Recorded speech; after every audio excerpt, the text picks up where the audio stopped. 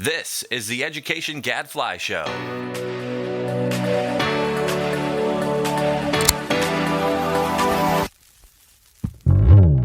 Welcome to the Education Gadfly Show.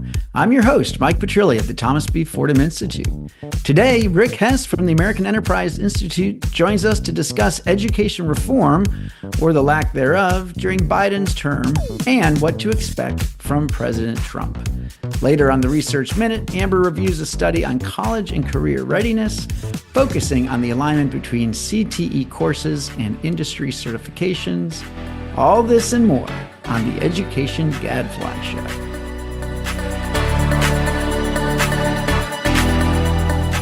Hello, this is your host, Mike Petrilli of the Thomas B. Fordham Institute, here at the Education Gadfly Show and online at fordhaminstitute.org. And now, please join me in welcoming our special guest for this week, Rick Hess. Rick, welcome to the show. Hey, good to be with you guys. Yeah, Rick is the director of the Education Policy Studies program at the American Enterprise Institute, and more importantly, the original co-host of mine on the Education Gadfly Show. So now let us introduce our current co-host, the person some people like to call Rick Hess 2.0, David Griffith. Hey, Mike. Hey, Rick. How do you put up with this stuff, bud? How do you put up with it? I don't know.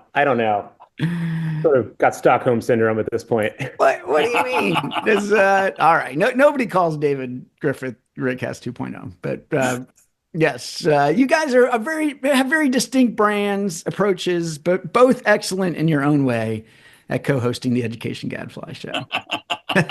Thank you, Mike. I think that David probably has now a longer tenure at it than Rick did, but maybe we'd have to check. I think we did it for 2 years, so I suspect by many years. Yeah, by many years. All right. Well, I'm palatable at. It is great to see you, Rick and David. And we are going to engage in what Jonah Goldberg sometimes calls rank punditry. Of course, in our case, we're going to talk about education. Let's talk a little bit about the Biden folks, and then we'll talk a little bit about Trump. Let's do that on Ed Reform Update.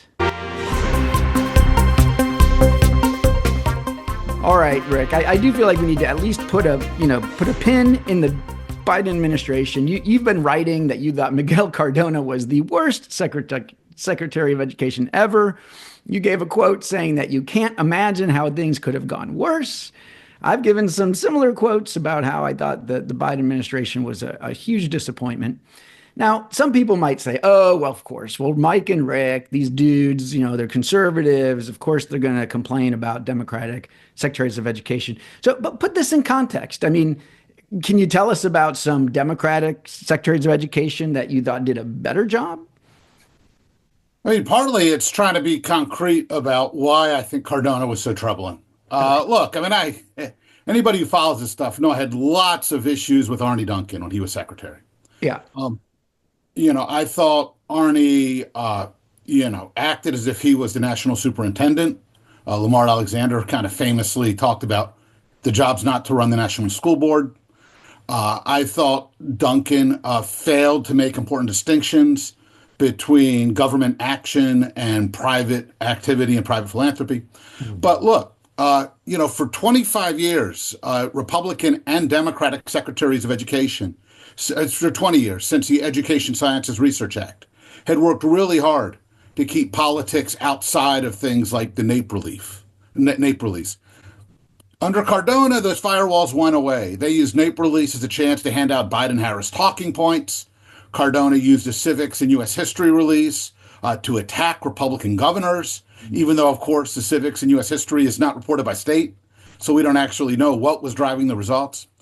Cardona used taxpayer-funded communications with borrowers as a chance to attack Republican officials. So, I mean, for me, the thing that really set Cardona aside from Arne Duncan or from John King, with whom I also had plenty of disagreements, or for Margaret, with whom I had plenty of disagreements, was the fact that here was a guy whose career had been as a mid-level administrator in Connecticut's 13th largest school district, who had done 13 or 14 months atop the state education agency. I wrote nice things when he came in. I said, let's not just stick with this kind of vicious vibe that had come to characterize the coverage of Betsy DeVos. let's give the guy a chance.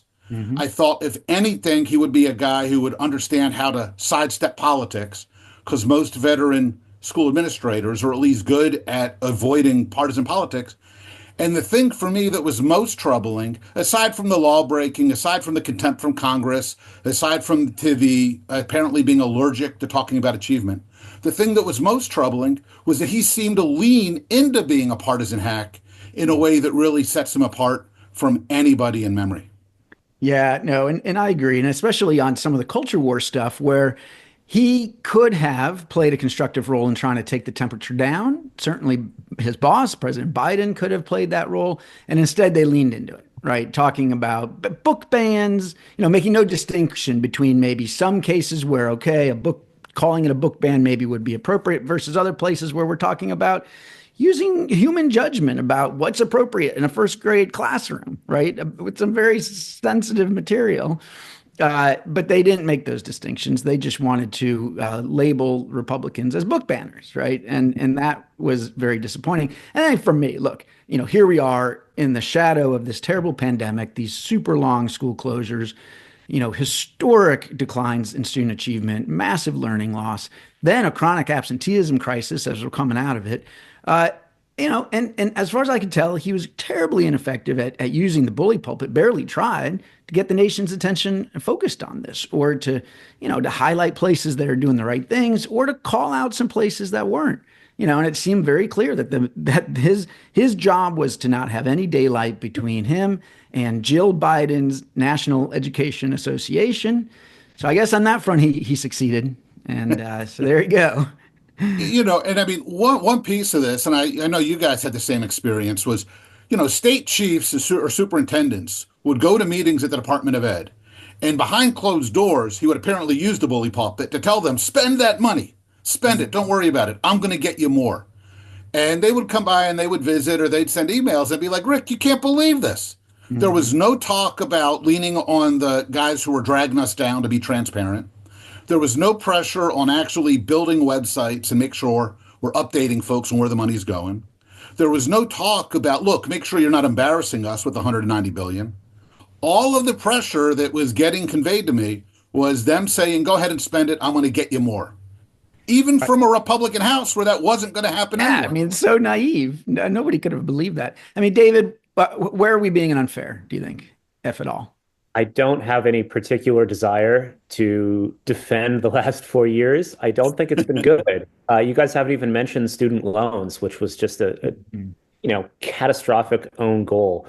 I guess where I feel most strongly, it has more to do with the achievement piece and just kind of the absence of a presence when it came to any sort of national leadership, when it came to, I don't know, getting phones out of school, getting kids back into school, getting behavior under control, focusing our attention on this incredibly difficult problem that is kind of an all hands on deck moment. We just have no chance to get any traction without leadership from the top, I feel like. I don't have Rick's perspective on partisanship. As long as I've been in the business, it's felt pretty partisan, unfortunately. So, that doesn't bother me as much. But yeah, I just think that it was, 4 years lost. All right. Well, let's turn the page as the country has. We now have a new president, or a new old president. President Trump inaugurated this week. First of all, over the weekend, big news, and to me, very surprising news, that the deputy secretary nominee is Penny Schwinn, not Peggy Schwinn, as he called her, I guess, in one of his Truth Social posts, but Penny Schwinn. Rick, you interviewed her when she was leaving her post in Tennessee on the way to Florida. Look, my sense is that she is an OG education reformer, could have fit in easily in a Nikki Haley administration, and a Jeb Bush administration, a Ron DeSantis administration. A Teach for America, charter school leader, former chief, cares about testing and accountability, likes school choice, but thinks there should be accountability there too. I mean, I'm like in heaven. But what, so I guess the first question is, what do you make? There's also always been this talk that, I don't know, there's some people grumbling, maybe a bunch of people in Tennessee left and resigned. Some of the culture war people aren't happy with her. So I guess comment on that, but also, what does this mean? Like, we thought this was going to be a populist sort of culture war kind of place over there. How do you make sense of it? Well, actually, I'm happy to answer. But first, why were you surprised? Because I was expecting more of a culture warrior. That you have Linda McMahon, who doesn't have much of a profile on education, of course, but comes across as, okay, she's a business leader. She's going to try to maybe fix the FAFSA stuff and get the house in order. So then who's going to be the number two is really your policy play. And so, yeah, I thought it would have been, a Moms for Liberty type, maybe, to send that signal that they're going to use the department to fight some of these culture wars. Yeah, I mean, I think Penny's a terrific choice, obviously. We both knew her, back before Tennessee when she was in Texas and Delaware.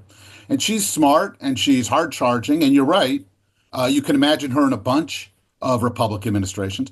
But look, I mean, I think this is one of the places where kind of the New York Times, Ed Week, NPR coverage has distorted all of this. Sure, there's a huge populist component to the Trump administration. And I think you're going to see a lot of, as the department fills in and the Domestic Policy Council fills in, I think we're going to see a lot of folks who are going to lean really hard into the culture issues. They're going to lean into gender, and they're going to lean into, DEI. Absolutely. And we saw the executive orders day one. But I think there's also a huge component, and that's true at Parents Defending Education and Moms for Liberty and all of these outfits, where they're really concerned that achievement stinks, that reading and math scores have fallen off, that schools aren't doing their job, that teachers aren't showing up for work, that ed schools are horrific, that kids aren't getting basic reading instruction. And so I think there's also a huge component under that kind of populist umbrella, which is like, let's make schools do their job. Mm-hmm. And I think Penny is going to be a terrific leader in the field for that part of it.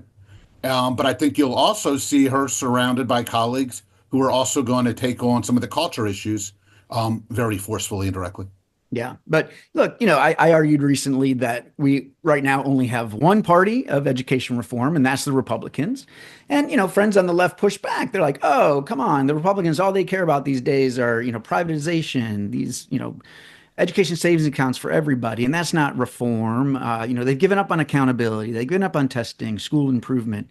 Well, and this is another sign. I was writing mostly about the state level, where you can point to lots of mainstream Republican governors still pushing that mainstream ed reform agenda. But here we go, even under Trump, so to me, it says, the concerns in the last 10 years has been that ed reform is in decline or ed reform is dead. And of course, it has had many losses compared to maybe its heyday 10, 15 years ago. But I don't know. It partly depends what you mean by ed reform, right? I mean, a lot of the foundations that used to underwrite, teacher improvement now underwrite kind of really SEL, and have spent a lot of time doing enormously counterproductive DEI / kind of anti-racist stuff. So if that's what you mean by school reform, yeah, that stuff has lost the beam. But, look at what Republican governors are doing, like you've written about. You look at Arkansas, you look at Indiana, you look at Louisiana. You're talking about let teachers teach. You're talking about, making sure teachers actually know how to teach reading. Mm-hmm. You're talking about school accountability. Yeah, of course you're talking about empowering families. I mean, we had families who were locked out of their schools for a year or more during the pandemic. We have schools that can't find enough teachers day in, day out. We have schools where they refuse to address teachers who don't show up for work. We've got school districts where kids are shut out of schools for 2 or 3 weeks in places like Massachusetts because the teachers are going on strike rather than working it out at the table. So, of course, empowering parents, of course, giving them more options is part of what Republicans are fighting for. Of course, they're, angry at the unions. But the idea that it's like this or that, is, I think, the product of people who've spent too much time hanging out with the New York Times and kind of the ed establishment and haven't actually spent much time talking to the Republicans who are working on education issues. So I am curious, and David, love to get you in on this, how you think this is all going to land then this time around. Obviously, Betsy DeVos, hugely unpopular with the traditional education crowd, even with the ed reform crowd, right? By and large, which had moved left. But here they've got one of their own of ed reformers, again, Teach for America, charter school founder, talks about achievement gaps. But meanwhile, yes, somebody else in the administration is also going to be talking about, no boys in the girls' bathrooms and no boys on girls' sports teams. And of course, we'll see what happens with deportations. I don't know. I mean, do you think people are going to be able to have a balanced view, David, or are people going to go, are we going to still see people lose their minds? I don't know. Well, let me just say, I complained about the last 4 years, and my biggest worry for the next 4 years is that we're going to spend another 4 years fighting about the 1776 project and what pronouns teachers should use instead of, the elephants in the room: reading, math, screen time, phones, student behavior. These are all just, 5-alarm dumpster fires, mixing metaphors there. And I don't have quite as optimistic a view as Rick does. Unfortunately, we're kind of arguing vibes here, right? We can talk to lots of people, but there's only so much oxygen in the room, and a lot of it is being, from where I'm sitting, it feels like it's being used up by these kinds of culture war issues. I also think that the lessons that conservative seem to have taken from the pandemic are on the edge of being pretty dangerous, right? I mean, it's easy to point out the failures of the current system, but another really important lesson, at least for me, is that, and it's not a difficult lesson, right? Is that kids need to be in school, right? And that you can do a lot worse than just having regular kids in regular schools in a regular way. And the notion that we can't do any worse than the current system, I think, is dangerous, right? And so that's not to say that I'm against school choice or against all of the things that are happening, but my sense of the vibes is that people just want to tear down the current system completely, and that's not where I'm at with it. I think we have a lot of strong evidence that kids fell behind when they weren't in school, and I get it. It's not, the pandemic was not a good test of sort of education savings accounts or being out of school and being on your own as a parent. That's not a fair test. I get that. Micro schools, I guess. Micro schools, right? You can't judge these things based on the first month or two of a pandemic. But I still think, from where I'm sitting, there is an awful lot of energy around just letting parents leave and on the assumption that they know what's best and they can make it happen. And I think we have to strike a balance there because I don't think it's necessarily a given that they're going to do better when they're on their own. Yeah. Hey, Rick, one last question. I'm curious what you think about the tech bros and the administration. Reading about, look, they were just completely aghast at what the Biden administration was doing to attack, as they saw it, to attack progress on AI, on crypto, on this, race to the space, on, various efforts to beat China through technology. And so they put their chips in on Trump, maybe holding their nose on some of the stuff they didn't like. But they're now a big part of the coalition, right? And they had a prominent role at the inauguration. Seems like those are the kinds of people that would care about traditional education reform. So are we going to see that play out, or what do you think? Right? The funny thing about populism is it contains multitudes, right? I mean, on China, you got Ted Cruz on one side, and you got, the let's keep TikTok, going on the other. Mm-hmm. I think, I'm certainly more optimistic than I was 2 years ago. I feel like some of the foundational things that we have gotten wrong, the idea that it's okay to ask kids to get math problems right, seems to be getting new oxygen. Mm-hmm. The idea that schools can actually expect teachers to be on time without having principals called in for, preaching white supremacy culture, seems to be on the upswing. So I think that there is an opportunity to start getting some of these things right. How this will actually shake out, the fight over H-1B visas between the Steve Bannons and kind of the Musks, I don't know. and certainly how much of that stuff is going to play out with how tech and AI wind up in schools and wind up in colleges. I would say one thing, David. One thing I think we can all watch, because I hear what you're saying about which way the vibes go, is for me one of the really troubling things with the last 4 years under Biden was something that Biden had announced on the campaign trail in 2019 was the idea that you should do blanket loan forgiveness. He said folks who've gone to graduate school, who've gone to fancy colleges, they shouldn't be able to foist their loans on taxpayers. Loan forgiveness should be for people who were failed by colleges, who didn't complete. Once in office, he got steamrolled by, the AFT and the left-wing interest groups, and they turned this into a horrific, destructive policy. There are people on the right who I think are serious, and there are people on the right who I think are much less serious. And I think the acid test will be, as we see over the next 6-12 months, what comes out the Department of Education. I think the question will be for all of us not to simply take the NPR's guidance on this, but to ask, as we view ourselves, does it look like the people who we regard as more serious or less serious are winning those internal deliberations? But I think that's the right way I think the fact that there are some voices on the right who you're troubled by, I don't think that answers the question. I think what answers the question is who winds up actually making the specific decisions that come into play. All right. That is a great way to leave it. Rick Hess, my good friend, director of the American Enterprise Institute's Education Policy Program. Rick, thanks so much for coming on the show. Hey, good to be with you guys. All right. Now it's time for everybody's favorite, Amber's Research Minute.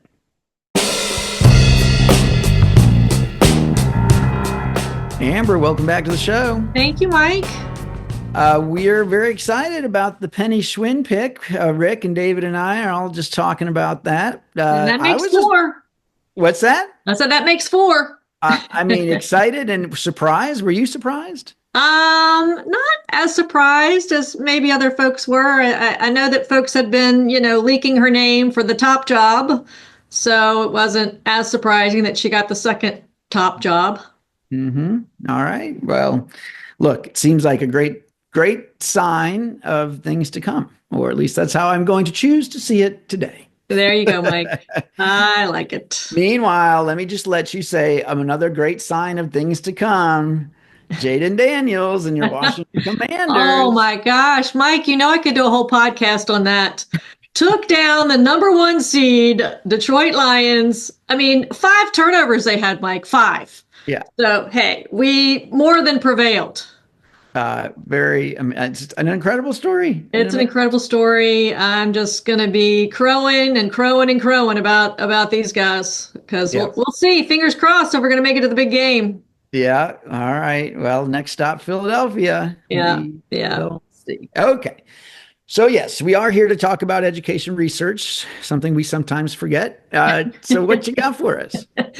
Is a new study. Team of researchers out of University of Texas have this one for us this week.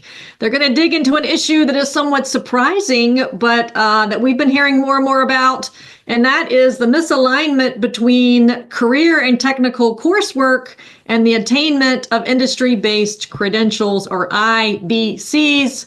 They've got a sample of more than 2 million kids who graduated from high schools in Texas between 2017 and 2022.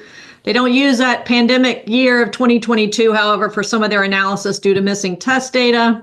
They've got a multi-level regression model. It allows students to be nested in high school by year clusters, and they control for a variety of student demographic and coursework variables. And they've got, course taking data, IBC, college enrollment, employment data, because they're able to hook up to this Texas workforce database, which is pretty incredible. First, a little background. Texas passed in 2013 an act that allowed new endorsement pathways that allowed kids to concentrate their studies into one of 5 pathways. That includes business, industry, STEM, arts, humanities, and multidisciplinary studies, and something else. Didn't write down all 5. Other couple things of note, Perkins legislation includes funding for IBCs. but it has no requirement for alignment between CTE programs and pathways and those IBCs. And another little interesting factoid, Texas awards bonus funds to schools that have more students completing various college and career indicators, including receipt of IBCs. So here are the descriptives from 2017 through 2022. 36% of high school kids completed a CTE program of study. And in this case, that means 3 or more courses in one subject area, which is important because sometimes they just count it as 2 that don't have to be related. But in this case, we mean 3 or more courses in a subject area. The rate of completion showed a sharp increase between 2017 and 2018, coinciding with the adoption of that first cohort affected by the new law that I just told you about. But after that, it remained fairly constant. In comparison, the rate of students earning any IBC increased dramatically over the 6-year period, from 2% to 27% of students, while the rate of aligned IBCs, again, meaning the IBC and the CTE program were in the same subject area, decreased from 43% of certification earners to 27%. So in other words, you had a rise in IBC rates alongside a decline in alignment to CTE coursework. Among the 36% who completed a CTE program, the 3 most popular were health sciences, agriculture, and the arts. And then on average, just a couple more factoids, on average, 13% earned an IBC and 32% earned an aligned IBC. I thought this was interesting. Among those who had an aligned IBC, there was an interesting pattern, which is that the 2 most popular certification areas, so that's business and health sciences, had differing rates of alignment with CTE courses. So specifically, less than 20% of the business certification earners completed a business CTE program, whereas more than 80% of health sciences certification earners also completed a health sciences CTE program. So you think about, the kids who are getting into health science and able to get a certificate in, some kind of entry role. They also found that schools, not student characteristics, explain up to 83% of the variation in IBC receipt. And then they had a little discussion on, schools can be affected by a lot of barriers for CTE programs. Maybe they don't have enough employers in the region to offer training. Maybe the cost of the CTE equipment is cost prohibitive. And then schools with more students completing CTE programs, not surprisingly, have higher enrollment rates. Schools that offer more IBCs tend to have lower alignment rates. And they close with a discussion of how CTE programs and IBCs are uncoupled, and they're subject to gaming since schools can now award IBCs without offering students pathways. I'm sitting here wondering how difficult some of these IBCs are to attain if kids can pass them without taking related courses, or maybe the related courses wouldn't be all that related. So, up for discussion, guys. Yeah, I have the same question. I know we have learned over the years that some of these common IBCs are things like Microsoft Office certification, or CPR, or first aid, or OSHA safety. And you dig into that. And again, some of these are fine things to know, but these are not what people maybe have in mind when they think about a credential that's going to launch somebody into, decent work opportunities, right? So I do wonder, like in the health sciences, is it CPR? Is that all we're talking about? In business, is it Microsoft Office? Is that all we're talking about? I mean, I worry about that. I guess, because those could be aligned. That doesn't mean they're high quality. I mean, did they try to get into that at all, as far as you know? No, not really. They had some little discussion at the end that some states, including Virginia, is actually giving higher points to if a student gets an IBC in a sort of highly demand or high paying, field. Yeah, I think Ohio, we have that in Ohio as well. David, any thoughts? Well, I think the trillion-dollar question is how much active harm this is doing, right? It's not hard to spot the sort of the chaff right? In these numbers, there's a lot of stuff that isn't real. You can sort of spot a few signs of what might be aligned high quality CTE, maybe in health, right? Although even there, alignment is a really low bar, right? We're not talking about some sort of it's hard to judge from the data, right? But alignment is a low bar. So for me, the question is basically, are we actually doing any active harm? It's easy to make the case for a little bit more flexibility than we've traditionally provided in high school. But at some point, you don't want that to come at the expense of, say, a good general education, right? So it's one thing to say, well, kids shouldn't have to take a fourth year of French. They should be allowed to pursue career and technical education in some field that appeals to them. But then when you see numbers like this, you have to ask, well, okay, are we just giving kids, a get out of jail free card for, say, a fourth year of math, right? Or a fourth year of something that is at least tangible and has a long track record of sort of correlating with higher employment and earnings and so forth, right? So this is kind of brings out the anti-CTE side of me, right? Which is yes to flexibility when the thing that we're placing is obviously kind of useless or frivolous or a nice to have. But at some point you have to ask the question of, are we replacing it with something real? Is the thing that we're replacing it with actually better? And anyway, so that's the question on my mind. Or is there no replacement at all, right? Like in some cases, it wasn't clear to me whether they could just take a test to get an IBC without having taken any related courses. Right. I mean, look, if you're going to take 4 years of math, right, we'll just call it math. I don't know what that ends with, right? And then you take a Microsoft Word test. No harm done as far as I'm concerned, right? Right. Where I get nervous is when you start saying, okay, you may do either you can demonstrate proficiency in these subjects, or you can take a Microsoft Word proficiency test. That starts to make me nervous, right? Because one of those things is even less real than the first one, right? Or at least to my eyes, it is. So it's kind of hard to say. If I don't think we know if these credentials are actually displacing traditional core academic subjects, but it would worry me if they were. Well, and I have a little bit of the different concern, which is that our schools patting themselves on the back now for doing high quality career technical education when this is still really low level, not very intense. Basically take a few electives, take a few easy little assessments. This is not what we're seeing over in Central Europe, where 17 and 18-year-olds are actually spending a huge chunk of time in a workforce, getting real on-the-job skills, getting ready to take an actual good-paying job when they're done. That's the stuff that I think is still super rare. And how we get our hands on that, how many kids are doing something like that, that's the question for me. So, but still, data. This is an area where we don't have enough. So this is helpful to get a little bit more. So thank you, Amber. Yeah. And I don't know, David, we found something similar, right? One of the authors here was an author, Matt Giani, of a prior study. So we're beginning to see a little bit of pattern here. So yes.